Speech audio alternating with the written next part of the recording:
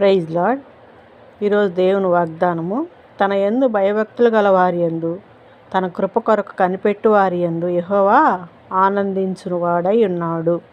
దేవునికి స్తోత్రం కలుగునుగాక. కీర్తన 147 అధ్యాయము 11వ వచనములో ప్రభు ఇలాగ మాట్లాడుతున్నాడు అన్నమాట. తన కృప కొరకు కనిపెట్టుకున్న వారి యందు ఆనందిస్తాడని ప్రార్థన.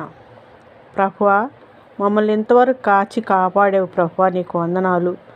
నీ కృప జీవము కంటే ఉత్తమమైనది ప్రభువా. నీ కృపతో మమ్మల్ని నింపండి, నీ ఆత్మతో మమ్మల్ని నింపండి ప్రభువా, నీకు వందనాలు. అయా, మా కుటుంబాల్లో ఈరోజు సమాధానం దయచేయండి, నెమ్మది దయచేయండి, ప్రతి ఒక్కరికి ఆరోగ్యం దయచేయండి ప్రభువా, నీకు స్తోత్రాలు చెల్లించుకుంటున్నా.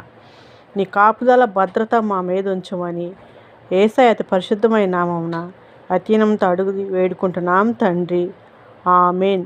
దేవుని నామానికే మహిమ కలుగును గాక. Please subscribe